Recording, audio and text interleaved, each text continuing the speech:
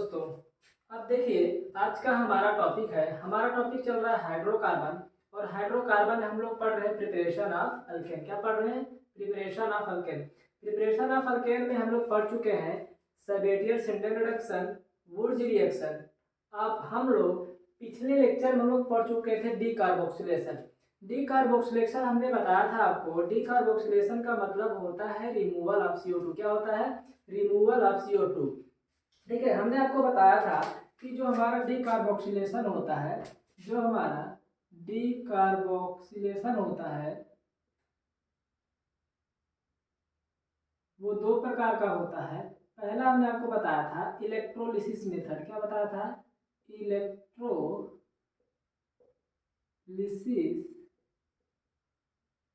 Method. और दूसरा method हमने बताया था केमिकल मेथड। क्या बताया था हमने आपको? Chemical method. इलेक्ट्रोलिसिस मेथड में हम लोग पढ़ चुके हैं कोलबेज इलेक्ट्रोलिसिस। अब हमारा ये दूसरा टॉपिक था सोडा लाइम। क्या था? Soda lime process. क्या था? Soda lime process. ठीक है, हम आपको बताए थे कि डीकार्बोक्सिलेशन का मतलब होता है रिमूवल ऑफ CO2। क्या बताया था हमने आपको? Removal of CO2। इलेक्ट्रोलिसिस में हमने आपको बताया था कि जो इलेक्ट्रोलिसिस मेथड होता है कि हम लोग कैसे कार्बोक्सिलिक एसिड से अल्केन का फॉर्मेशन करते हैं। हमने आपको ये भी बताया था कि जो कार्बोक्सिलिक एसिड होता है वह एक वीक इलेक्ट्रोलाइट। क्या होता है? वह एक वीक इलेक्ट्रोलाइट होता है। चलिए हम जल्दी से रिकैप कर लेते हैं अपने डीकार्बोक्सिलेशन के पहले टॉपिक को, इलेक्ट्रोलिसिस मेथड को। इलेक्ट्रोलिसिस मेथड करने के लिए हमने आपको बताया था कि वहां पे हम सोडियम या पोटेशियम का साल्ट लेंगे। क्या?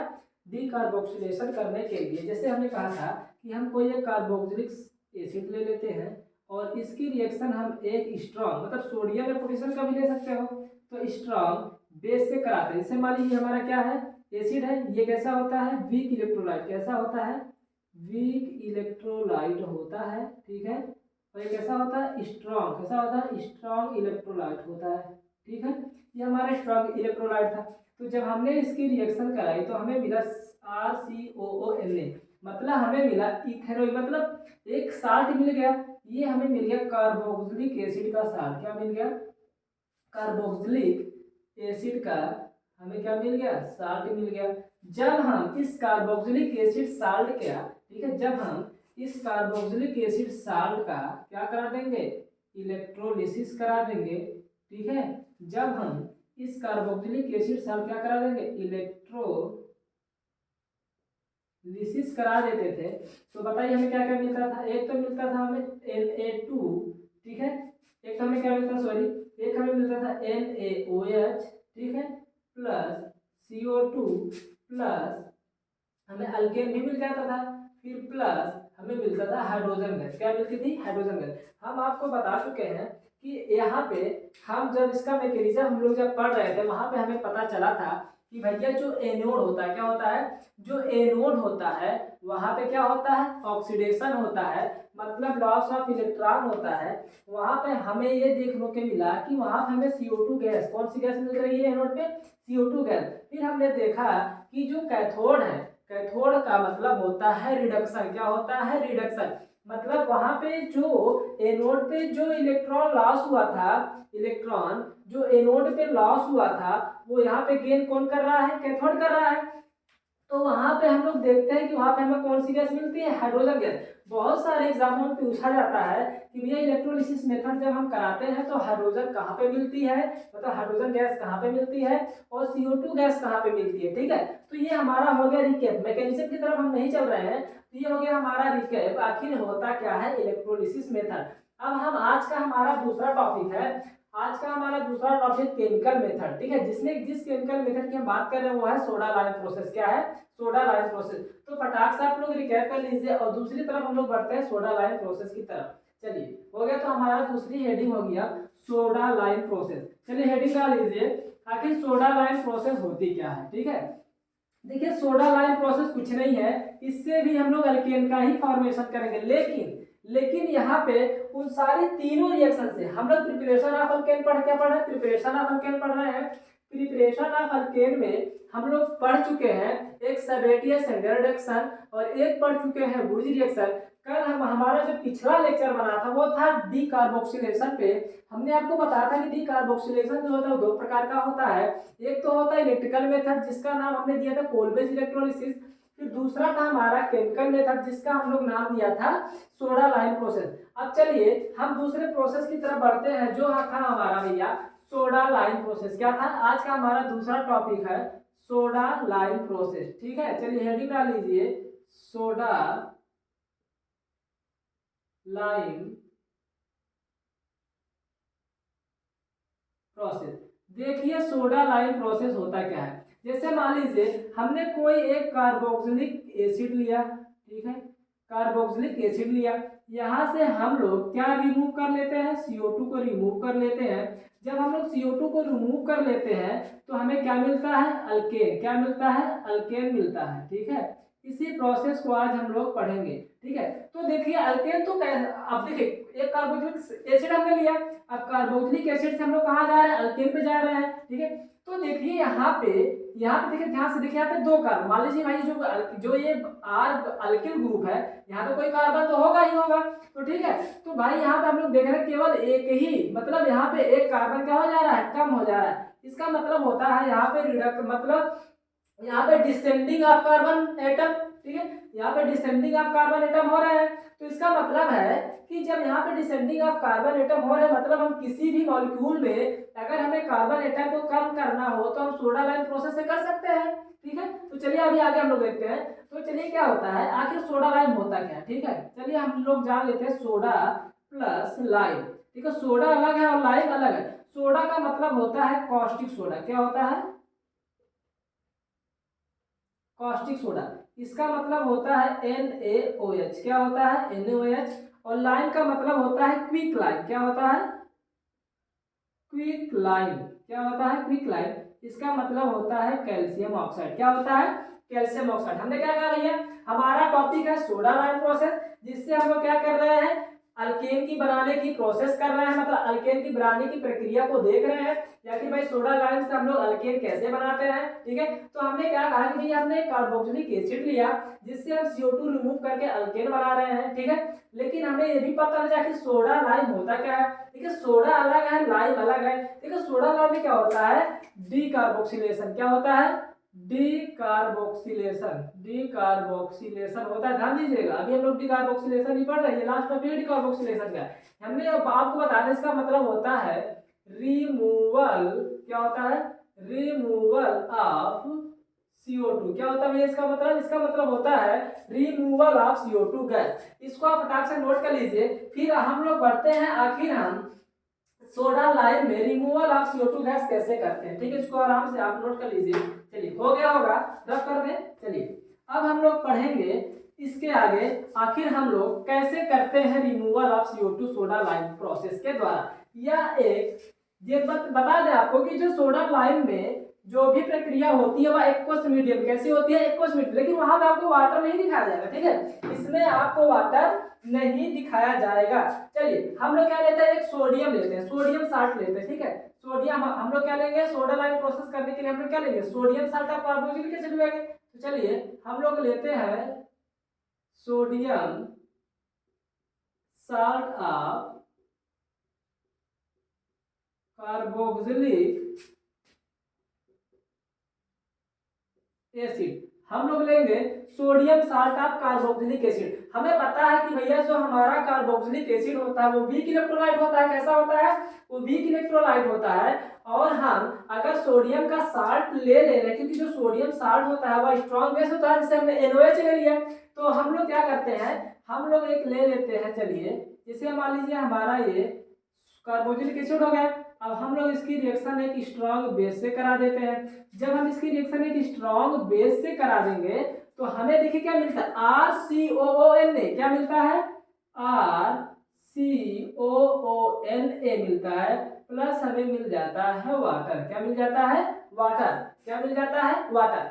अब इसी चीज के, ठीक है, अब जो ये वाटर हमें मिला है, क्योंकि ये भैया ये जो वाटर होता है ये यह एक बहुत ही अच्छा सॉल्वेंट होता है, मतलब यह एक रिएक्शन कराने का बहुत ही अच्छा मीडियम होता है, ठीक है। तो जब हम लोग ये ले लेते हैं तो हमें हमें क्या मिल गया, कार्बोक्सिलिक एसिड साल्ट। क्या मिल गया, कार्बोक्सिलिक, या ऐसे बोल लो सोडियम, सोडियम साल्ट। क्या मिल गया हमें, एक सोडियम, मतलब कार्बोक्सिलिक एसिड क्या मिल गया, सोडियम साल्ट मिल गया। तो इसको हम लोग ऐसे भी लिख सकते हैं, सोडियम कार्बोक्सिलिक साल्ट। ठीक, किसका मिला हमें, सोडियम कार्बोक्सिलिक साल्ट हमें मिल गया। अब देखिए, अब हम लोग इसका कराएंगे सोडा लाइम प्रोसेस। क्या कराएंगे, क्योंकि हमें ये साल्ट मिल गया।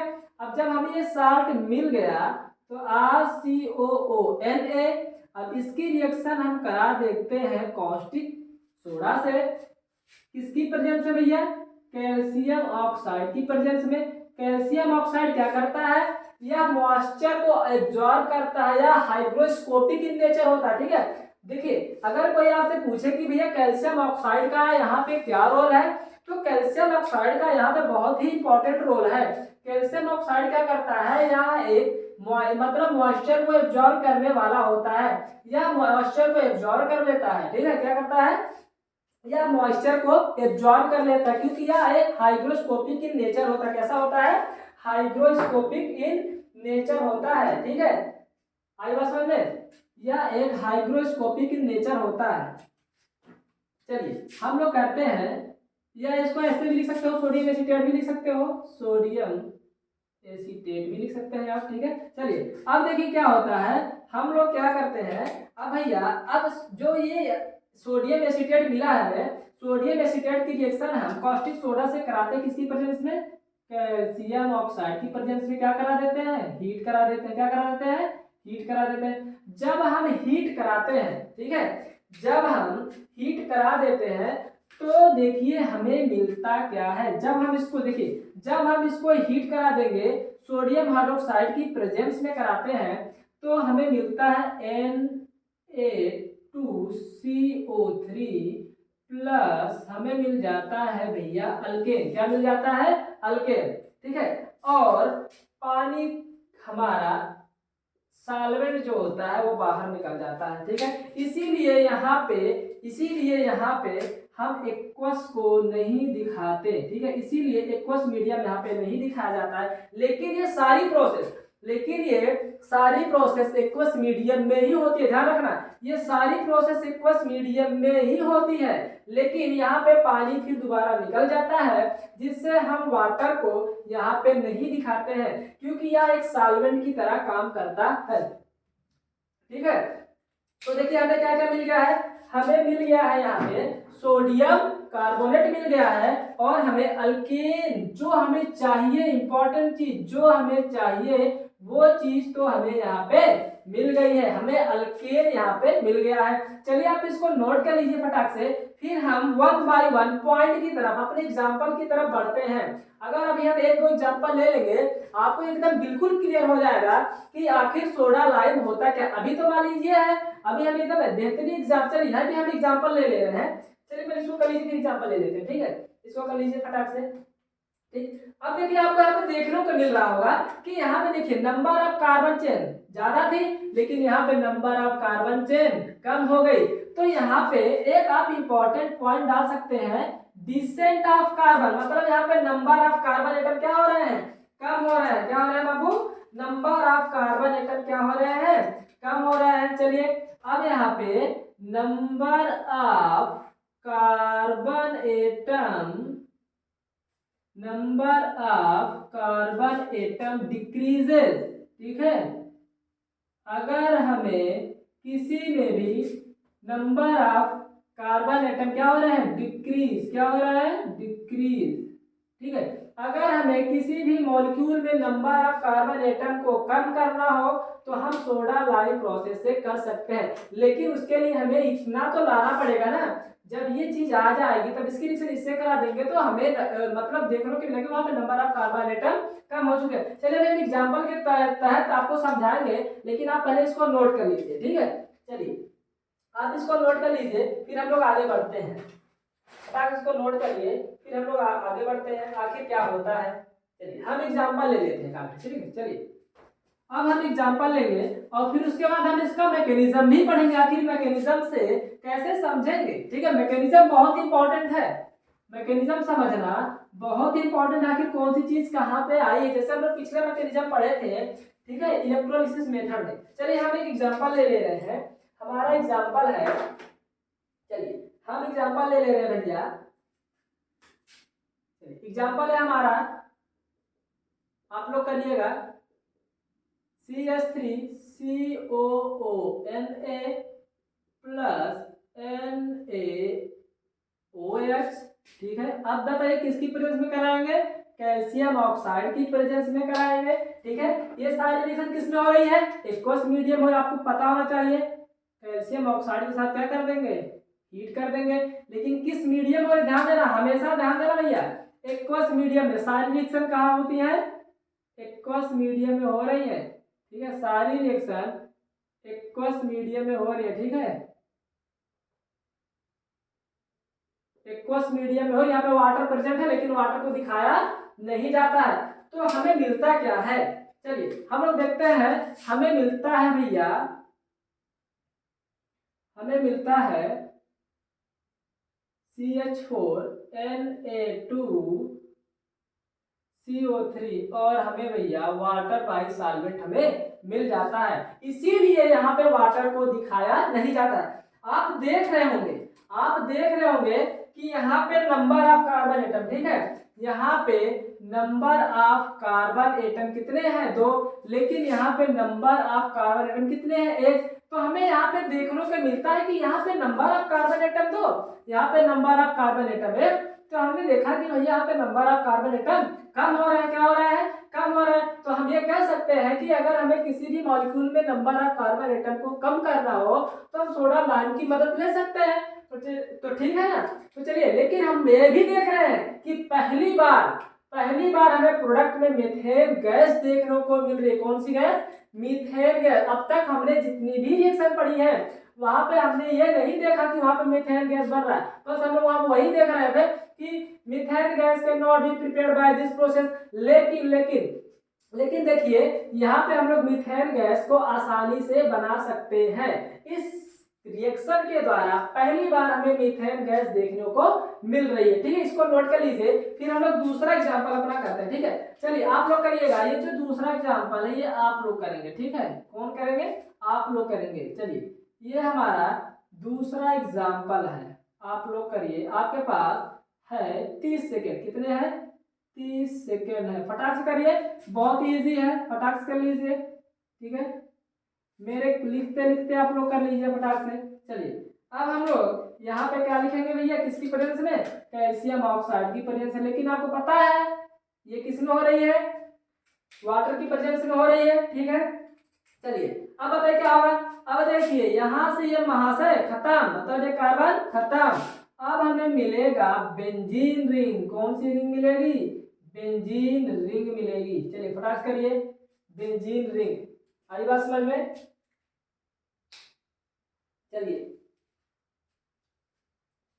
ठीक है, बेंजीन रिंग। अब प्लस में आपको पता है Na2CO3 बाई प्रोडक्ट के रूप में मिल जाता है। चलिए ये सारी चीजें हमें देखने को मिलेगी, आपको पता होगा इसका नाम है बेंजीन। क्या नाम है, बेंजीन,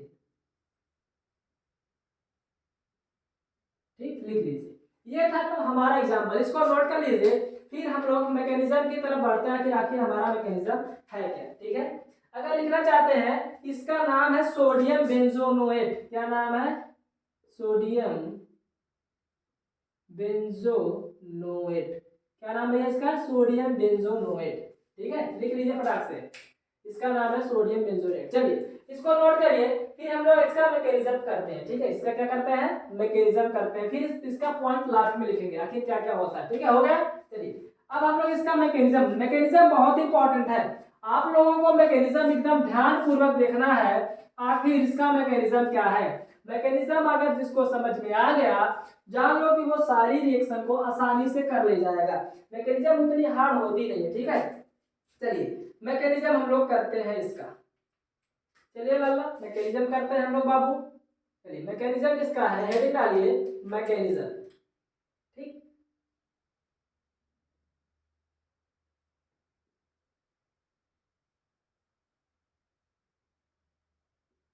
चलिए अब हम लोग इसका मैकेनिज्म पढ़ेंगे, आखिर इसका मैकेनिज्म है क्या। चलिए भैया वन बाय वन हम इसका मैकेनिज्म पढ़ते हैं। देखिए वहां पे हम लोग जब इलेक्ट्रोलिसिस कराए थे वहां पे हमने कहा था कि जो उसका मैकेनिज्म था एक तो था एनोड पे और एक तो था कैथोड पे, लेकिन यहाँ पे ऐसा देखने को नहीं मिलेगा। ठीक है, अब हम लोग चलिए इसका मैकेनिज्म करते हैं। जैसे इसका मैकेनिज्म क्या था, कैसे होगा, जैसे हमने कहा कि भैया ये था हमारा RCOONA, ठीक है, इसको हम लोग, ठीक है, जो RCONA है,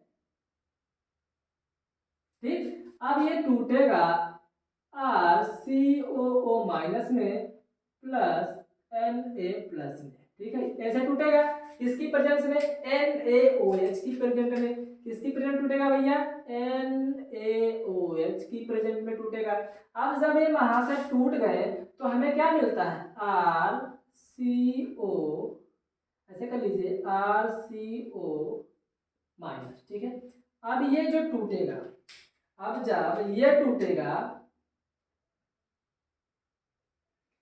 कैल्शियम ऑक्साइड और क्या कर दो, हीट कर दो, क्या कर दो, हीट कर दो। जब ये वहां से टूटेंगे, ठीक है, यहाँ पे हम दूसरे कलर से कर दे रहे हैं, ठीक है, ताकि समझ में आए आपको।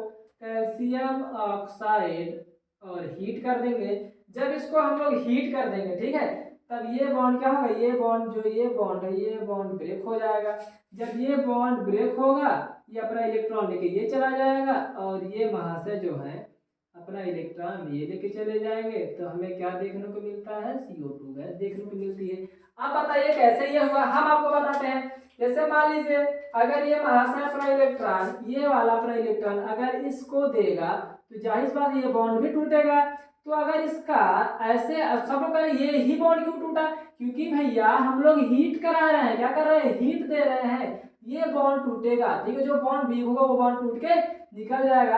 अगर इसका रिजोनेंस हम लोग बनाते हैं तो देखिए कैसे बनता है, एक बार यहाँ पे आएगा, ठीक है, और एक बार यहाँ पे आएगा, यही तो इसका रिजोनेंस है, यही तो इसका रिजोनेंस है, कोई फर्क हुआ, कोई फर्क नहीं पड़ा। तो इसीलिए हीट के द्वारा, क्या, हीट के द्वारा हम जब हीट करते हैं तो ये बॉन्ड क्या हो जाता है, ब्रेक हो जाता है, एक इलेक्ट्रॉन ये अपना लेके चला जाता है और एक इलेक्ट्रॉन ये अपना लेके चला जाता है। तो हमारा ये स्टेप कहलाता है, जो हमारी ये है यही कहलाती है हमारी रेट डिटरमाइनिंग स्टेप। क्या कहलाती है, रेट डिटरमाइनिंग स्टेप। अब देखिए यहाँ पे कार्ब एनायन कौन सा है, हमारा जो इंटरमीडिएट बनता है क्या, तो वो कौन होता है, कार्ब एनायन, कौन होता है, कार्ब एनायन होता है, जो मोस्ट स्टेबल होता है। कैसा होता है, मोस्ट स्टेबल होता है। जो ये हमारा कार्ब एनायन बना हुआ है ये कैसा होता है, मोस्ट स्टेबल होता है, मोस्ट स्टेबल फॉर्म में होता है। सबसे स्टेबल कौन होता है भैया, 1 डिग्री, कौन होता है, 1 डिग्री, सबसे स्टेबल कौन होता है, 1 डिग्री, फिर 2 डिग्री, फिर 3 डिग्री, ठीक है, ये कार्बन आयन का स्टेबलिंग फॉर्म है। ठीक है, सबसे स्टेबल कौन होता है, 1 डिग्री वाला, फिर 2 डिग्री वाला, फिर 3 डिग्री वाला। इसको फटाक से नोट करिए, फिर हम लोग आगे बढ़ते हैं। देखिए जब ये बॉन्ड टूट जाता है, ठीक है, जब ये बॉन्ड टूट जाता है, ये तो मान लीजिए पहला स्टेप था मैकेनिज्म का।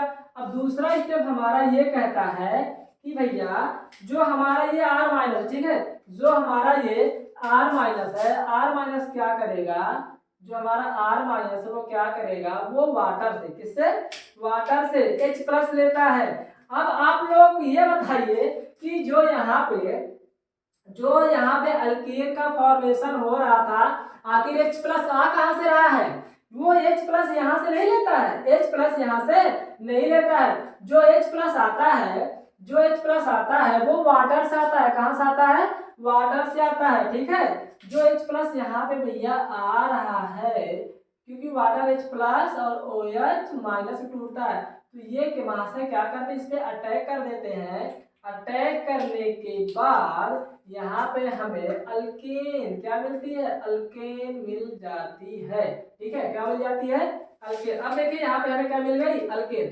अब हमें यहाँ पे अल्केन मिली, वहां पे हमें CO2 मिला। अब आप सोच रहे होंगे तो वहां पे तो Na2CO3 मिला था, तो कैसे, और वहां पे वाटर भी निकला था। तो चलिए हम आपको समझाते हैं कि भैया जो ये सोडियम है, ठीक है, जो ये सोडियम है, और देखिए यहाँ पे हमें क्या मिला था, OH माइनस। जो ये सोडियम है और ये OH माइनस है, ये मिलके बनाते हैं NaOH, ठीक है। प्लस अब एक NaOH यहाँ पे पड़ा हुआ है, तो NaOH, ठीक है। प्लस अब देखिए CO2 हमें यहाँ पे मिला था, अब प्लस CO2 क्या मिल गया, प्लस CO2। इन सब से ये निकल के आता है, तो भैया इन सब से क्या निकल के आता है, इन सब से निकल के आता है Na2CO3 प्लस वाटर। अब देखिए वाटर, देखिए सॉल्वेंट के रूप में बाहर निकल गया, क्या वाटर देखिए सॉल्वेंट के रूप में बाहर निकल गया। लेकिन हमने क्या कहा मैकेनिज्म में, RCOO इसको सोडियम हाइड्रोक्साइड के साथ क्या करते हैं, तोड़ते हैं, तो RCO minus plus Na plus में टूट जाता है। फिर भैया RCO माइनस जो होता है इसको कैल्शियम ऑक्साइड के साथ हीट करा देते हैं, तो R का जो अल्किल ग्रुप होता है वो टूट के अलग हो जाता है। ये हमारा रेट डिटरमाइंड रिएक्शन होता है, ठीक है, क्योंकि ये कार्बन आयन और इंटरमीडिएट हमारा क्या बन रहा है, कार्बन आयन बन रहा है। इंटरमीडिएट जो हमारे बन रहा है कार्बन आयन बन रहा है। तो देखिए कार्बन आयन होता है 1 डिग्री सबसे ज्यादा स्टेबल, फिर 2 डिग्री, फिर 3 डिग्री, सबसे ज्यादा स्टेबल फॉर्म में होता है 1 डिग्री, ठीक है। फिर हमने यहाँ पे देखा, फिर हमने देखा कि भैया जो अल्किल ग्रुप है, जो R माइनस है, वो H प्लस कहाँ से ले रहा है, वाटर से ले रहा है। वाटर से H प्लस लेने के बाद अल्केन का फॉर्मेशन करता है और OH माइनस बचा रहता है।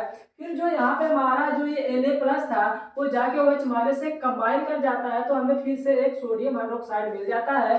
तो 2 सोडियम हाइड्रोक्साइड प्लस 1 CO2 मिलके सोडियम कार्बोनेट प्लस वाटर का फॉर्मेशन कर देते हैं। तो देखिए 1 बाय 1 हमें सारे प्रोडक्ट देखने को मिल गए हैं। आखिर मैकेनिज्म से हम कैसे ये सब कर रहे हैं इसको नोट कर लीजिए। फिर हम लोग बढ़ते हैं अपने पॉइंट की तरफ। आखिर इस सारे पॉइंट में इस सारे पॉइंट का निचोड़ क्या है, ठीक है, कौन किसका क्या काम है, कौन क्या काम कर रहा है। तो 1 बाय 1 हम सारे इस काम के बारे में पढ़ेंगे। सोडियम हाइड्रोक्साइड का क्या काम है, कैल्शियम ऑक्साइड का क्या काम है, सारे हम पढ़ेंगे, ठीक है। इसको नोट कर लीजिए फटाक से। चलिए अब हम 1 बाय 1 इन सारे रिएक्शन को पढ़ेंगे। चलिए हो गया, ओके। चलिए अब हम लोग पढ़ेंगे स्टेप टू स्टेप, ठीक है। एक एक पॉइंट जो हम दिखाएंगे, एक एक पॉइंट बहुत ही इंपॉर्टेंट है, ठीक है। आखिर कैल्शियम ऑक्साइड का क्या रोल है, ठीक है, आखिर कैल्शियम ऑक्साइड का क्या रोल है। चलिए चलिए पहला पॉइंट है, पहला पॉइंट लिखिए, कैल्शियम ऑक्साइड के बारे में ही हम लोग पहला पॉइंट लिखते हैं, ठीक है। जो कैल्शियम, देखिए जो कैल्शियम ऑक्साइड है यह क्या करता है, मॉइस्चर को एब्जॉर्ब करता है, क्या करता है, मॉइस्चर को एब्जॉर्ब करता है, क्योंकि यह एक हाइग्रोस्कोपिक नेचर होता है। कैसा होता है, हाइग्रोस्कोपिक इन नेचर होता है। तो लिखिए इट इज यूज्ड टू, लिखिए it is used to absorb, it is, चलिए लिखिए it is used to absorb moisture, क्या, it is used to absorb moisture because it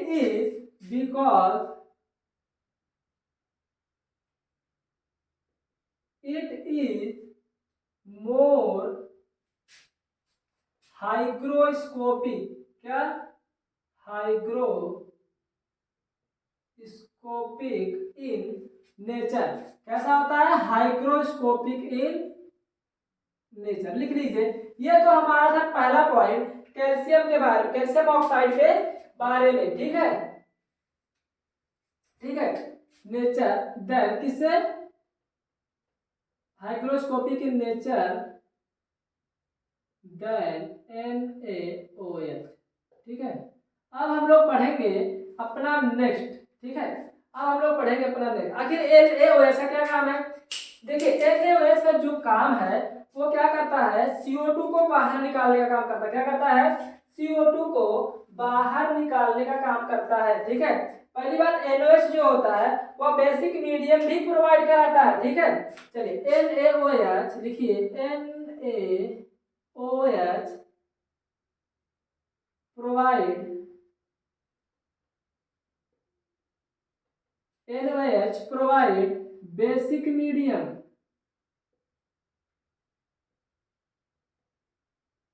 basic medium, ठीक है।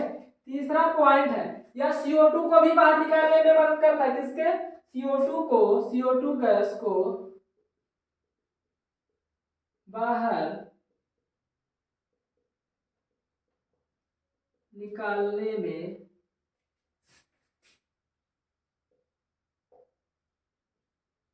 मदद करता है, ठीक है। क्या क्या पहला था पहला हमारा क्या था कि जो हमारा कैल्शियम ऑक्साइड क्या है, जो हमारा कैल्शियम ऑक्साइड है, calcium oxide it is use to, ठीक है, कैल्शियम ऑक्साइड ऐसे ऐसे कर लीजिए, यहाँ पे कैल्शियम ऑक्साइड, ठीक है,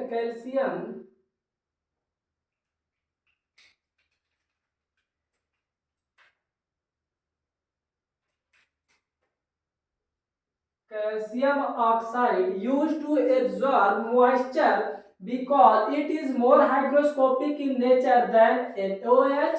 फिर NaOH क्या था, NaOH प्रोवाइड बेसिक मीडियम, क्या बेसिक मीडियम प्रोवाइड करवाता है सोल्यूशन में, यह CO2 को भी बाहर निकालने में मदद करता है। चलिए अब हमारा तीसरा पॉइंट है, ठीक है, अब हमारा तीसरा पॉइंट है वाटर। वाटर क्या काम करता है, act as water, act as solvent, ठीक है, वाटर सॉल्वेंट की तरह काम करता है। कैसे, वाटर सॉल्वेंट की तरह काम करता है। अब देखिए एक बहुत ही इंपॉर्टेंट है, ठीक है, एक बहुत ही इंपॉर्टेंट है। अब देखिए अगर इसमें लिखना चाहते हैं तो ये भी लिख सकते हैं, it is use to, it is जो हमारी ये रिएक्शन है, it is used to decrease number of carbon atom, number of carbon atom को भी कम करने के लिए हम इस रिएक्शन का यूज करते हैं। इसको नोट कर लीजिए, फिर हम लोग एक बहुत ही इंपॉर्टेंट टॉपिक करने जा रहे हैं, ठीक है, नोट कर लीजिए। एसिड एक एग्जांपल हमारा है भैया, थैलिक एसिड बहुत ही फेमस है, ठीक है, थैलिक एसिड।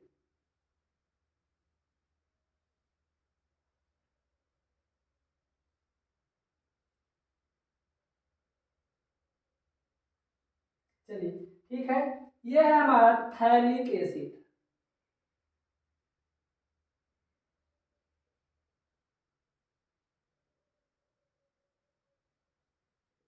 चलिए अब इसकी रिएक्शन हम NaOH के साथ कराते हैं, किसके साथ, NaOH के साथ कराते हैं, in the presence of, in the presence of calcium oxide के साथ हीट करेंगे तो देखिए ये और ये तो वहां से चले जाएंगे और हमें बेंजीन दे के चले जाएंगे, ठीक है। क्या मिलेगा हमें, बेंजीन, क्या मिलेगी हमें, बेंजीन प्लस Na2CO3 प्लस हमें वाटर मिल जाएगा। तो ये प्रोडक्ट हमें देखने को मिलेगा। हमें भली भांति सबको पता होगा कि इस रिंग को हम लोग कहते हैं बेंजीन रिंग, क्या कहते हैं, बेंजीन रिंग। इसको फटाक से नोट करिए, ठीक है।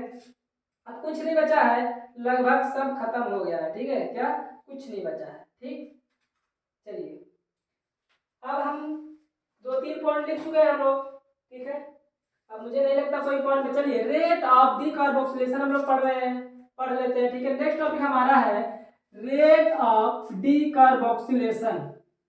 चलिए नेक्स्ट टॉपिक हमारा है रेट ऑफ डी कार्बोक्सिलेशन, ठीक है,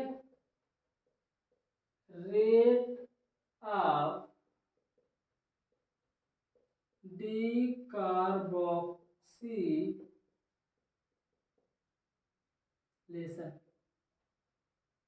चलिए हमारा नेक्स्ट टॉपिक है रेट ऑफ डी कार्बोक्सिलेशन।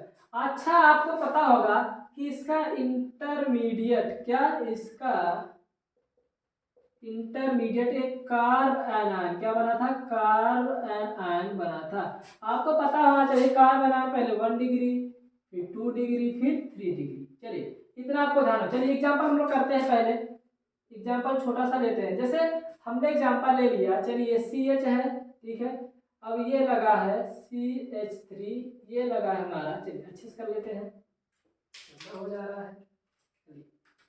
ये है हमारा CH, इससे लगा दिए हमने CH3, ये है हमारा CH3, फिर इससे हमने लगा दिए COON, ठीक। ये तो हमारा पहला है। दूसरा देखिए, दूसरा हम कर लेते हैं, दूसरा हमारा है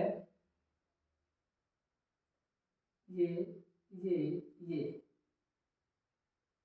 CH3 CH3 CH3,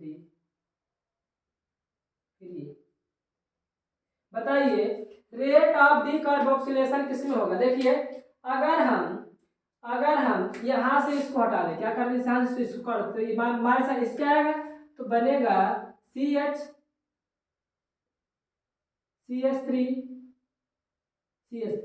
minus charge, कितने डिग्री है, 2 कार्बन लगे हैं, 2 डिग्री। इसको यहाँ से काटो, CH3 माइनस चार्ज कितनी है, 3 डिग्री।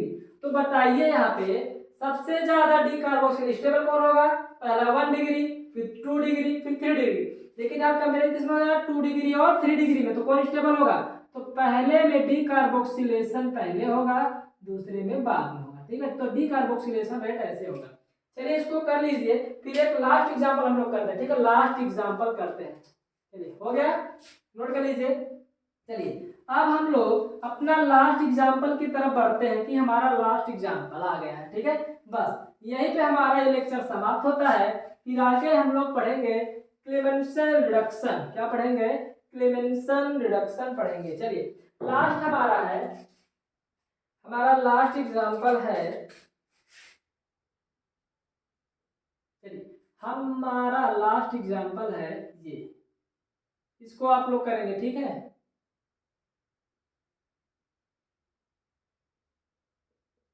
पहला है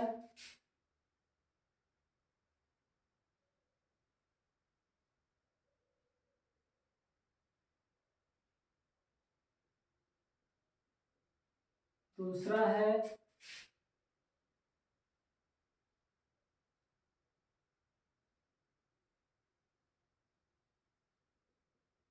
तीसरा है। चलिए अब आपको लग रहा होगा कि तीनों सेम है, लेकिन हम लोग इसमें एक एक ग्रुप और जोड़ दे रहे हैं। ये हमारा है NO2 सॉरी NO2। चलिए अब ये हमारा है ये वाला, इसमें हम जोड़ दे रहे हैं OH, क्या जोड़ दे रहे हैं, OH।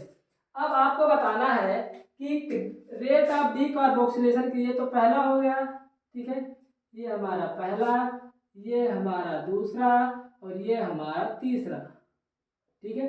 अब बताइए रेट ऑफ डी कार्बोक्सिलेशन किसमें होगा। देखिए चलिए हम सॉल्व करते हैं। तो जो हमारा NO2 ग्रुप होता है, या जो हमारा NO2 ग्रुप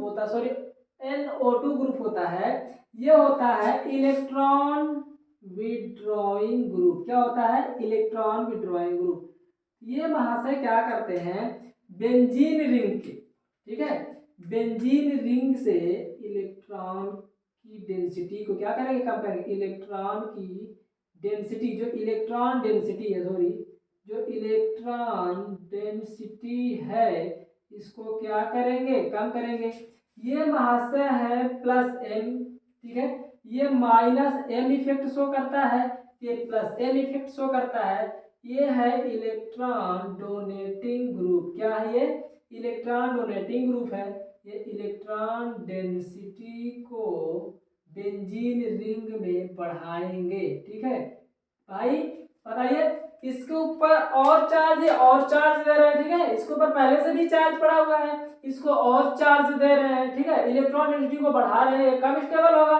ये महाशय इलेक्ट्रॉन डेंसिटी को क्या कर रहा है, खींच रहा है, इसके ऊपर जो चार्ज उसको क्या कर रहा है, कम करने की कोशिश कर रहा है, तो ये मोस्ट स्टेबल होगा। ये तो एकदम न्यूट्रल है, ना चार्ज बढ़ा रहा है ना चार्ज को घटा रहा है। तो जाहिर सी बात है जब इलेक्ट्रॉन विड्रॉइंग ग्रुप लगा हुआ है इस पे, ठीक है, इलेक्ट्रॉन विड्रॉइंग किस पे लगा है, इस पे लगा है, तो ये चार्ज क्या करेगा, कम करेगा। तो बहुत ही तेजी से, ठीक है, बहुत ही तेजी से ये क्या कर देगा, CO2 गैस को बाहर निकाल देगा। तो चलिए, तो पहला रेट ऑफ डिकार्बोक्सिलेशन किसमें होगा, दूसरे में होगा। सबसे पहले किसमें होगा, दूसरे में। फिर किसमें होगा, पहले में। फिर किसमें होगा, सबसे लास्ट किसमें होगा, तीसरे में। आई बात समझ में। Rate of decarboxylation, rate of decarboxylation लिख लीजिए, ये हमारा लास्ट था। ठीक है, बहुत इजी था। ठीक है, आसानी से हम सॉल्व कर ले जाएंगे, कोई भी क्वेश्चन इससे आए आसानी से हम लोग सॉल्व कर सकते हैं। चलिए, हमने क्या पढ़ा था, हम रिकैप कर लेते हैं। डिकार्बोक्सिलेशन में, डिकार्बोक्सिलेशन का मतलब होता है रिमूवल ऑफ CO2 होता है। हमने आपको बताया था कि भैया जो डिकार्बोक्सिलेशन होता है दो प्रकार का होता है। पहला होता है इलेक्ट्रिकल मेथड, फिर दूसरा हमारा था केमिकल मेथड। इलेक्ट्रिकल मेथड में हम लोग पढ़े थे कोलब्रुक इलेक्ट्रोलिसिस। हमने देखा कि कोलब्रुक इलेक्ट्रोलिसिस क्या होता है भैया। कोलब्रुक इलेक्ट्रोलिसिस करने के लिए हमें सोडियम या पोटेशियम का कार्बोक्सिलिक साल्ट लेना होता है, फिर हम उसकी इलेक्ट्रोलिसिस कराते थे। इलेक्ट्रोलिसिस कराने के बाद हम वहां पे देखते थे कि भैया हमें NaOH, CO2, हाइड्रोजन गैस और अल्केन मिलती थी, लेकिन यहाँ वहां पे हम लोग मीथेन गैस को नहीं बना सकते थे। फिर दूसरा हमारा मेथड आया सोडा लाइम मेथड, जिसको कहते हैं केमिकल मेथड। ठीक है, तो सोडा लाइम मेथड में हमने देखा कि यार पूरी रिएक्शन ही बदल गई। यहाँ पे हम लोग मीथेन गैस को भी प्राप्त कर सकते हैं, और अगर किसी भी मॉलिक्यूल में हमें नंबर ऑफ कार्बन एटम को कम करना हो तो नंबर ऑफ कार्बन एटम भी आसानी से कम कर सकते हैं। ठीक है, तो यहाँ पे सारी रिएक्शन, सारे मैकेनिज्म हम लोग सोडा लाइम का देख लिए, इलेक्ट्रोलिसिस का देख लिए, ठीक है, वहां पे वुड्स रिएक्शन का देख लिए, सबेटियस सिंडर्ड का देख लिए। अब हमारी आगे रिएक्शन है क्लेमेंसन रिडक्शन। क्या है, क्लेमेंसन रिडक्शन है। ठीक है, वोल्फ किस्नर रिडक्शन है, क्लेमेंसन रिडक्शन है, रेड फास्फोरस स्टाई के साथ हम लोग रिएक्शन देखेंगे। अभी हमको आगे एक 3 रिएक्शन और पढ़नी है, फटाक से आप लोग नोट कर लीजिए, फिर हम लोग अपने अगले रिएक्शन की तरफ बढ़ते हैं। ठीक है, फटाक से नोट करिए।